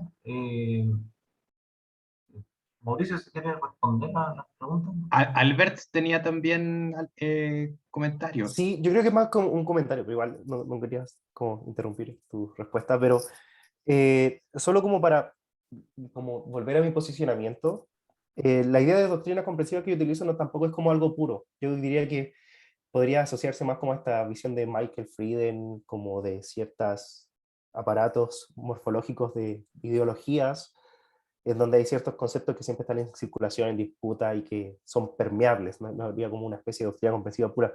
Y en ese sentido, creo retomar algo de lo que decía el profesor Rodrigo sobre qué sería lo religioso de un argumento. Desde mi perspectiva, sigo sosteniendo que habría cierto elemento trascendente en la justificación de la posición de algunos argumentos de la bancada evangélica, y creo que eso es lo que, al menos desde mi conceptualización, me permite distinguir entre una doctrina comprensiva religiosa, que tendría una especie de justificación trascendente, y otra que sería secular, que tendría una especie de justificación inmanente, en donde vuelvo a esa idea, como ninguna tendría una especie de estatus superior. Pero creo que aquí es interesante volver como a un entramado conceptual bien interesante, como que la noción de religión secular en Kelsen, en donde es análoga a la doctrina comprensiva, la noción de convicción en Ronald Dworkin, y en donde es lo mismo, el hecho de que el argumento sea religioso o tenga un origen trascendente o inmanente, no justificaría nada por sí solo, sino que básicamente lo que se juega es cuál es el procedimiento, si tenemos un procedimiento justo y un procedimiento democrático, al menos en términos contemporáneos, para poder establecer como, no sé, por ejemplo, en el caso de la Constitución del 80 se cuestiona su legitimidad por ser impuesta en un régimen autoritario. Y en el caso de la bancada evangélica, habría un cierto problema, desde mi perspectiva, como en esta dimensión prescriptiva, que en algún punto podría ser como condición de posibilidad para un discurso fundamentalista, no sé, por ejemplo, como el de que algún presidente de alguna confesionalidad particular, como que el poder se le escape de las manos e intente imponer su visión del mundo a todos. Obviamente un panorama utópico o distópico. Pero yo creo que ahí como el punto está en el procedimiento, no necesariamente como si el argumento fue religioso o no. Yo creo que el problema solamente para responder esa pregunta de que Mauricio decía, y para abrir la discusión, de la legitimidad de la Constitución, es como si no hubiésemos tenido un régimen autoritario, podríamos haber establecido ese texto sin importar si el contenido hubiese sido religioso o de fundamento secular. Es como hubiésemos tenido bajo, no sé, un gobierno democrático un procedimiento justo que hubiese permitido como darle legitimidad a esa posición. Eso lo quería decir. Muchas gracias, Albert. Mauricio. Paso al paredón de ejecución. La pregunta de Rodrigo es súper buena, y creo que es como lo peor que le puedes decir a un tesista doctoral, que es como, ya, pues, ¿cuál es el aporte original de lo que estáis haciendo? Bueno, aquí en parte la respuesta es, en una presentación tan pequeña y como concisa, no puedo, y decidí, en realidad no es que no pueda, decidí no centrarme tanto en el abordaje teórico-metodológico, sino más bien en el contenido en sí, para la discusión. Como tú mismo respondiste sabiamente a tu pregunta, con respecto a si hay otras ideas en el fondo como religiosas, pseudo-religiosas o paralelo-religiosas a, y por lo tanto, cuál es la importancia de este elemento cristiano-católico-religioso. Sí, yo en el fondo abordo como parte de, o al mismo nivel, digamos, paralelo, tanto el nacionalismo y una visión muy particular de nacionalismo, con una visión muy particular también de una especie de liberalismo renovado en paralelo al humanismo cristiano, como tres pilares del pensamiento de la Comisión Ortúzar. Y en eso también yo siempre soy muy enfático en que yo he tomado como un objeto de estudio el pensamiento de la Comisión Ortúzar como una propiedad emergente, o como un elemento emergente de los diferentes comisionados, y parte de mis caballos de batalla han sido que al final es un constructo de todos, porque el asentimiento implícito o la no discusión implica cierto estar de acuerdo de parte de los comisionados, etc. Y lo que sí, y eso es como crítica, digamos, a la presentación que encuentro muy, muy válida, pero que tengo que defender ahí, es que lamentablemente Guzmán nos entrega las frases más como jugosas, digamos, como que uno aprieta las frases y sale todo, pero hay hay muchos ejemplos también de Ortúzar, por ejemplo, diciendo cosas muy similares, de Silva también, especialmente de personajes de SEI y especialmente de los más conservadores. Díez, por ejemplo, también muy, muy brutal en las formas de pensar y de hablar de repente. Entonces, eso creo yo que tiene, digamos, Mi foco no es Guzmán, porque siento que Guzmán no es el único que dice todo esto, pero sí creo yo que es importante cómo articulan en plural esta religiosidad. No me interesa tanto a mí, y aquí con esto trato de responder como el qué hago yo con el material y como en qué se diferencia también con esta otra forma. Aquí es donde creo yo que hay dos caminos desde la ciencia social que van un poco en paralelo, pero que son difíciles, creo yo, de llevar de nuevo con tiempo corto, que es, uno, creo que hay que hacer una explicación de estas constelaciones de ideas, de dónde vienen y por lo tanto cuáles son sus implicancias. Creo que es importante, especialmente a la luz de lo que está pasando en el proceso constituyente actual, de ver que este tipo de discurso en el fondo, voy a tratar de ponerlo aquí, yo mostré en el fondo como el antecedente, está ok, está la dignidad de la persona y está lo que está en la Constitución actual, pero también está la discusión de hoy en día como, oye, sí, es importante el bien común, que se ve, por ejemplo, en muchos sectores de derecha, conservadores o pro Constitución actual, bien común, dignidad de la persona, etcétera. Y creo que parte del aporte que hay que hacer al momento de describir y de explicar es mostrar que esto significa un montón de otras cosas dentro de ese entramado constelacional, como lo de la doctrina comprensiva que dice Albert, y creo que ahí hay un trabajo en el carril 1, que es demostrar qué implican todos los conceptos, y al mismo tiempo, y ahí es donde creo que hago el énfasis como la pregunta, ok, ¿qué se hace con este material? Eh, También creo que es parte de mi lucha mostrar que en el fondo, porque se diga lo mismo, y ahí me entronco con la pregunta de Daniel, en el fondo no es exactamente lo mismo decir una y otra cosa, aunque la lógica sea la misma, porque las consecuencias de estos diferentes discursos también son diferentes. Creo yo que eso es algo que está pasando mucho y que veo mucho en las discusiones de la argumentación racional, en que es casi como que todos son equivalentes y hay monedas de cambio intercambiables entre decir, ah, ya, pero es lo mismo decirlo del alma o el mercado, etcétera. Creo que eso es, tengo que cuidar mis palabras, creo que ahí hay que ver que los conceptos tienen una lógica externa que remite a intereses, poder, etcétera, pero también los conceptos tienen ciertas lógicas internas propias de los conceptos, y ahí es donde creo que hay que hacer una especie de sociología del conocimiento que no reduzca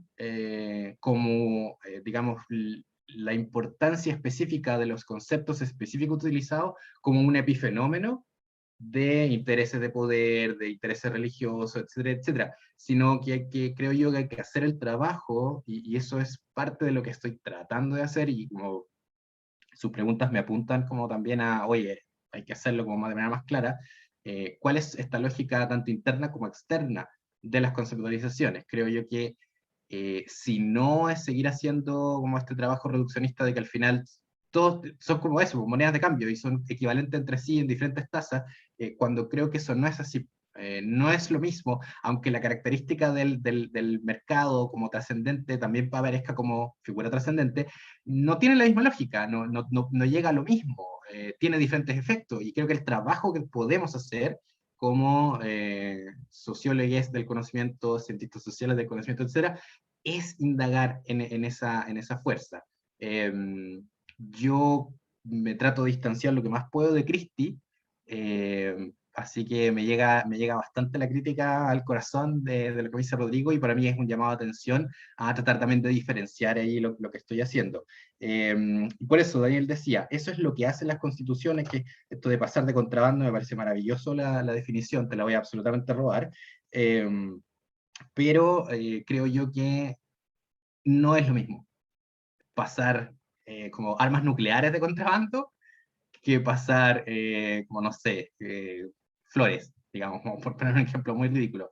Creo que las cosas que se pueden hacer son diferentes, y también, y eso es parte también de lo que siento yo que tiene que ser la lucha por justicia social y emancipación de la ciencia social, es que hay que darle armas a la gente, en este caso a los constituyentes, al pueblo votante, etcétera, para que sepa cuáles son las reglas del juego.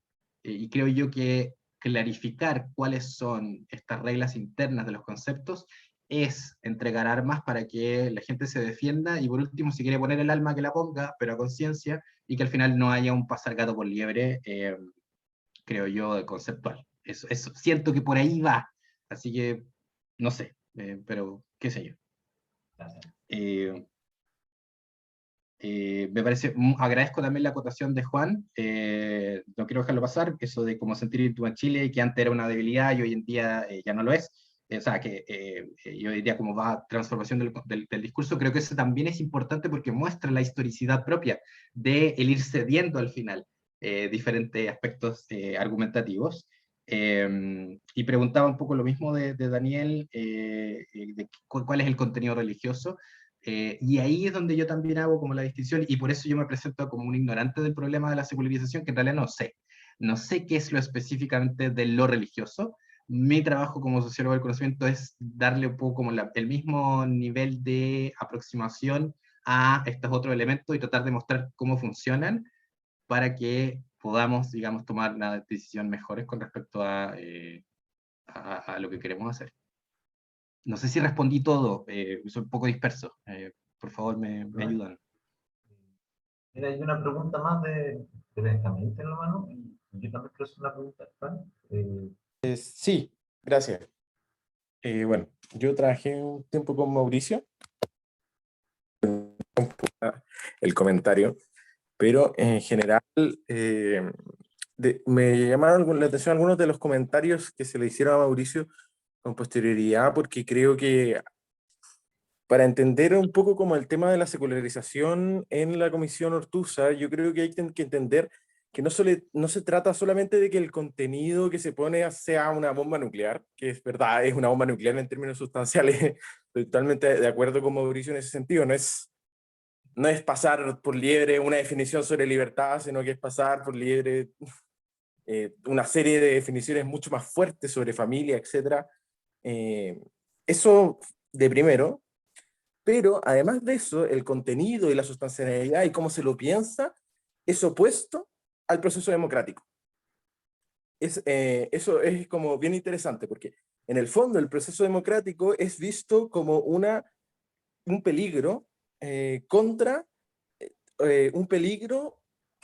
este orden trascendente que, como también decía Rodrigo, no tiene por qué ser un orden religioso. De hecho, Jaime Guzmán, lo hemos citado harto, ¿cierto? Y es un problema citarlo tanto, yo creo, pero lamentablemente da mucho material, así que es verdad.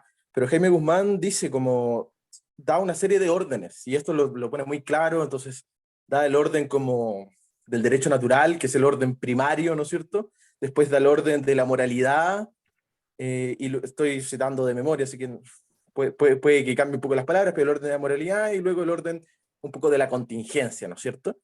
Entonces, esa definición de derecho natural trascendental es plenamente religiosa, en primer lugar, y en segundo lugar, el problema no solo para Guzmán, sino para la Comisión Ortúzar, es que si el orden, digámoslo, cotidiano llega a mayorías accidentales, puede atentar contra este orden trascendental.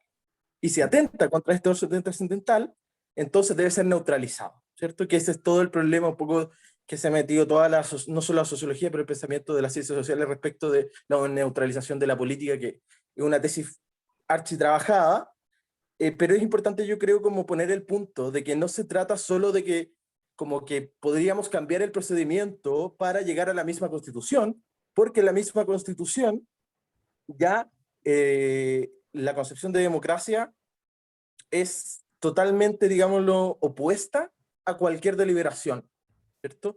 Debemos neutralizar las deliberaciones porque si no, este orden trascendental está en juego, y si este orden trascendental está en juego, básicamente estamos en peligro. Esa es la concepción de democracia protegida a muy grandes rasgos, que fue algo con lo que yo trabajé con Mauricio, y por lo tanto es inherentemente antidemocrática, valga la redundancia, y se inscribe más bien en como teorías como de la democracia constitucional, o sea, de las dictaduras constitucionales, etc. Pero yo creo que esa es una buena forma de entender un poco lo que Mauricio nos estaba diciendo. No se trata solamente de bombas que están detrás, sino que hay una forma de articular lo social que es totalmente trascendentalista y poco secular. Eso. Muchas gracias. Bueno, yo también tengo una pregunta. Y, o sea, no, otra pregunta. Uy, me tengo que decir esto. Una pregunta. Tú sacaste a colación la tradición de la sociología del conocimiento, como que te declaraste que eres un sociólogo del conocimiento. No parece como estás haciendo sociología política, una sociología, qué sé yo, constitucional. Ya. No, sociología del conocimiento.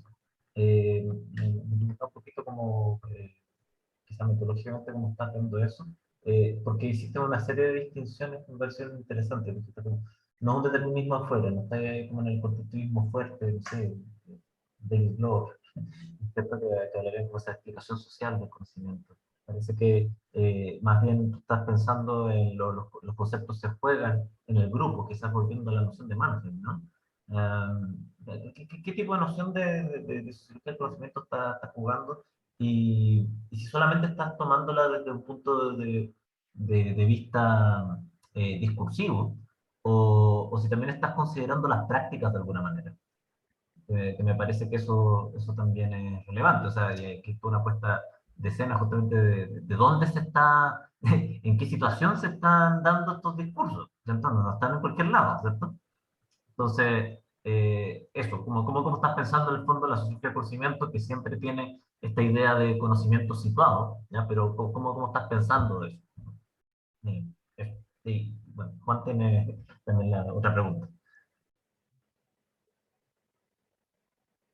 Pero en realidad era vos lo que estaba mencionando Benjamín del juego de la trascendencia que limita la democracia. Habrá que ver cómo lo tomamos en términos de secularización, pero a propósito del tema de la teología negativa y el neoliberalismo, pero es el mismo argumento que hacen la escuela austriaca. En Mises, Hayek, que en el fondo también hay un orden que está fuera, que debe estar fuera de cualquier deliberación, que la deliberación puede afectar y por lo tanto hay que construir las maneras para que no lo pueda hacer. Y esto, la solución neoliberal es que hay que inventar entonces orden de instituciones globales que hagan que ningún país pueda salirse del esquema. Ese es el argumento de Lobodia, al menos. Pero en la misma lógica, digo, y en general, entonces nuevamente, y habrá que ver cómo eso consiste en términos qué implica en términos de secularización, de religiosidad, de trascendencia, pero ahí, bueno, también se explica por qué tan fácilmente Guzmán llegó a Hayek, digamos. Es muy similar a la línea argumental. Daniel tiene otra pregunta y... No, yo creo que estamos llegando a una cuestión súper fundamental, que es como cómo comprender o cómo no comprender la secularización. A mí la igualación secularización trascendencia o esta apelación a trascendencia me parece problemática. Yo creo que no es la trascendencia o la apelación o no a valores trascendentes lo que hace que un discurso sea religioso o no.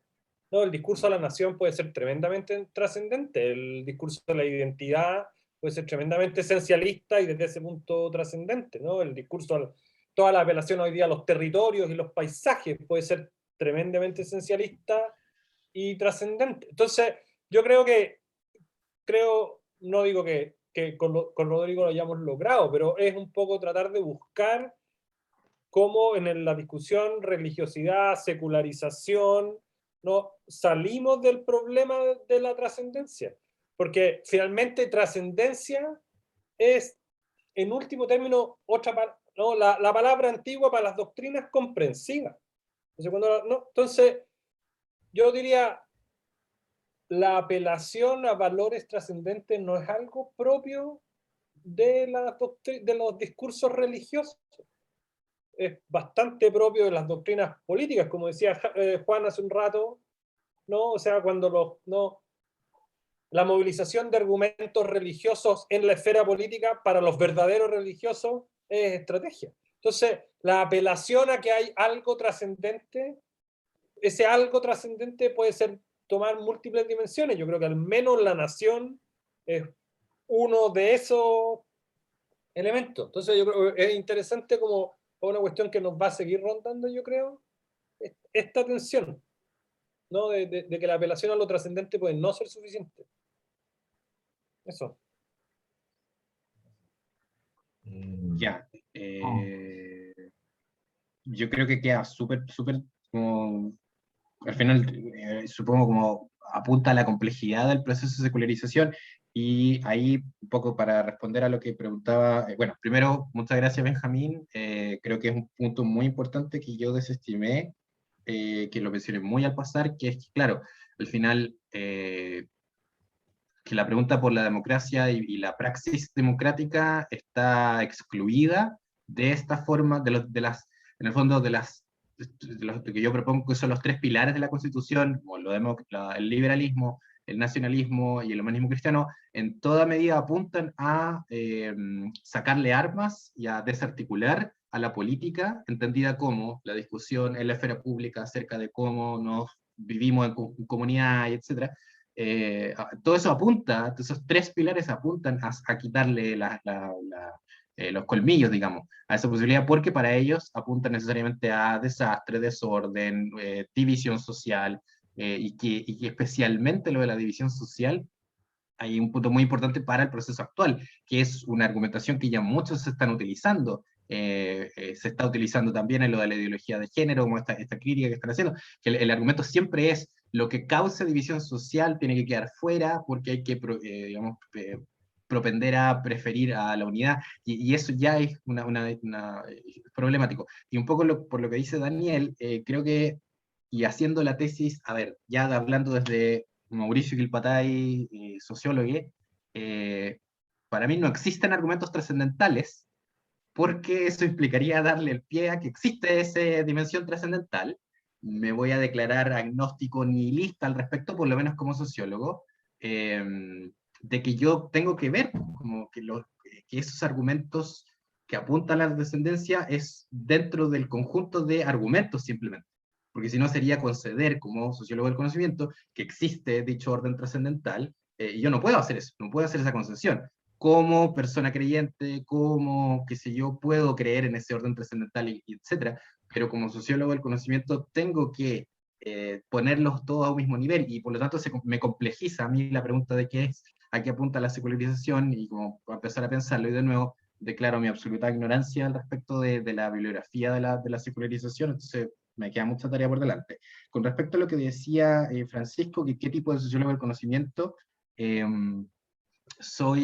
bueno, el marco teórico que yo estoy utilizando viene de una mezcla entre Bourdieu y Basil Bernstein, con una base en el realismo crítico que para mí ha sido súper, súper importante, y por lo tanto, lo que yo apunto no es ni hacer un análisis internalista de la Comisión Ortúzar, ni hacer un análisis externalista. Externalista sería decir, porque son católicos conservadores, por lo tanto, tienen estas ideas, y por lo tanto reducir las ideas a posiciones en la estructura económica o del capital, etcétera, etcétera. Eso creo que es muy reduccionista, y al mismo tiempo es hacer internalismo de historia de las ideas, básicamente, no permite comprender cuáles son los principios subyacentes a estas ideas, y lo que yo destaco y el análisis que hago en términos teóricos de estas ideas, es que desde cierta perspectiva, uno de los principios de legitimación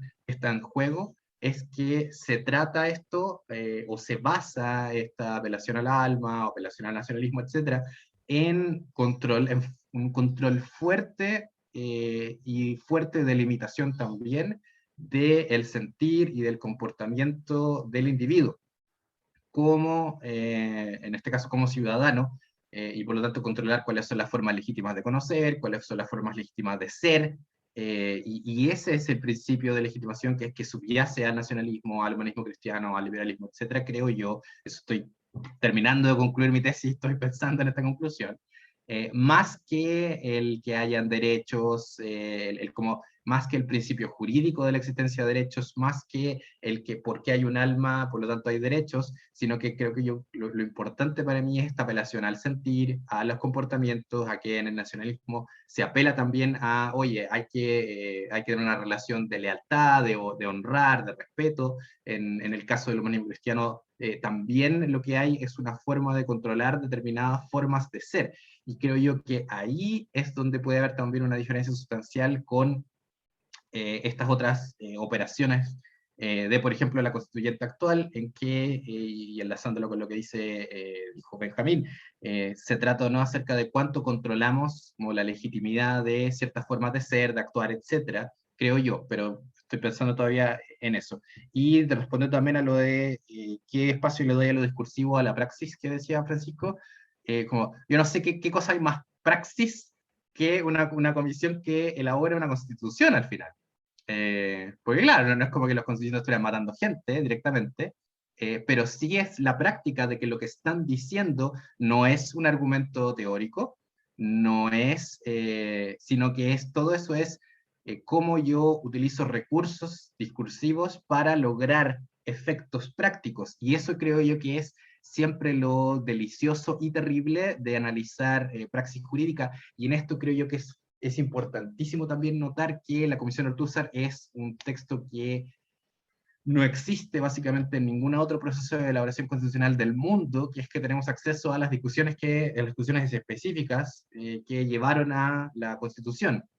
Creo yo que por lo menos de las constituciones anteriores, obviamente que más lo vamos a tener hoy en día para la constitución siguiente, pero al final es pensar que en cada momento los comisionados, al tratar de resolver problemas específicos, pudieron optar por una constelación de ideas, y eligieron una, y eligieron otra, y eligieron esa otra, y esa es la praxis discursiva. Por lo tanto, creo yo que se junta muy bonitamente ambas cosas, que no es simplemente hablar por hablar, sino que es hablar para lograr cierto efecto.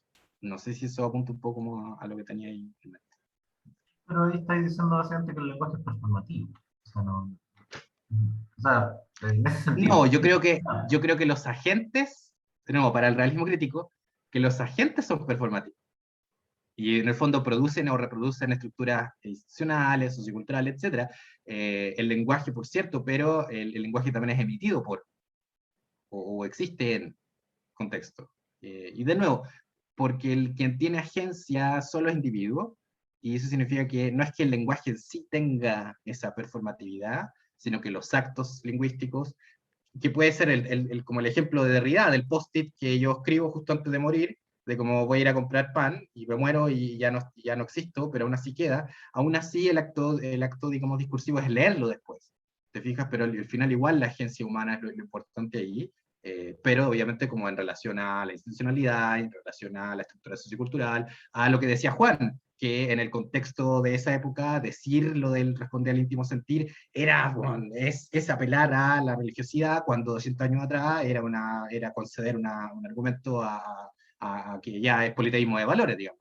Entonces, eso al final es importante. Yo siento que traté de hacer un trabajo de mostrar un poquito más como el trabajo interno de los conceptos y valores utilizados, porque el bolón externalista, perdón por decir bolón, porque el argumento externalista ya está muy hecho por Garretón, incluso por Christie, que es decir, básicamente Guzmán es un vehículo de ideas que no son él. Creo yo que eso es restarle agencia a los individuos, y que no podemos hacer sociología si es que le seguimos restando como el valor agencial, tanto en reproducir como en cambiar la estructura social, pero hay que reconocer valor, y por eso también rescato el trabajo de todos los comisionados en su conjunto. Gracias, Mauricio. Bueno, creo que estamos más o menos en la hora, al menos que alguien quiera decir algo más.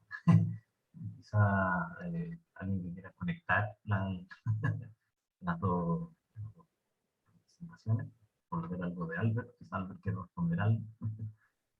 No, yo me ¿Bien? adapto. ¿Sí?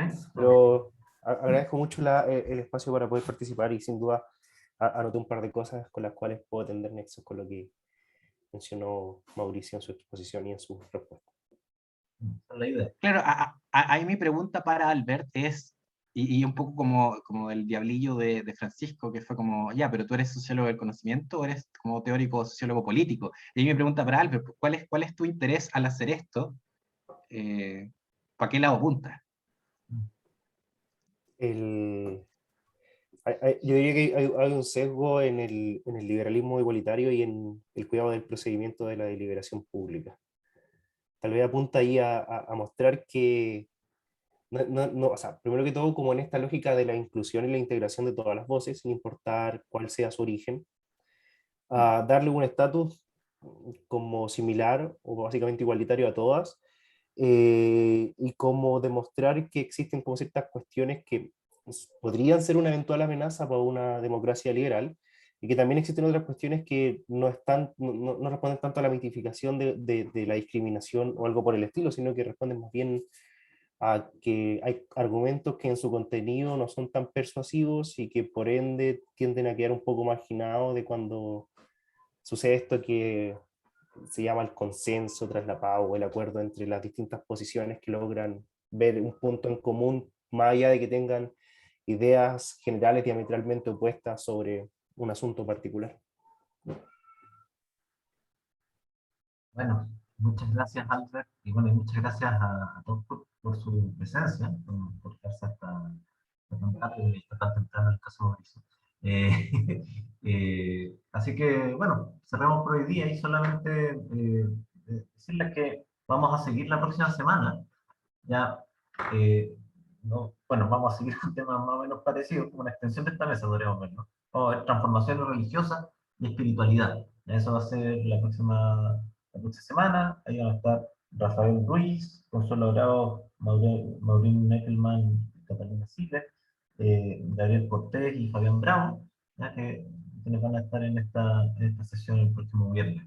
Así que quedan todos invitados también para el próximo viernes a las 3 de la tarde. ¿Ya? Así que eso, vamos a seguir con esto durante el semestre. Cuídense mucho, ¿ya? Y muy buenas tardes para todos. ¿Ya? Chao, chao. Gracias por la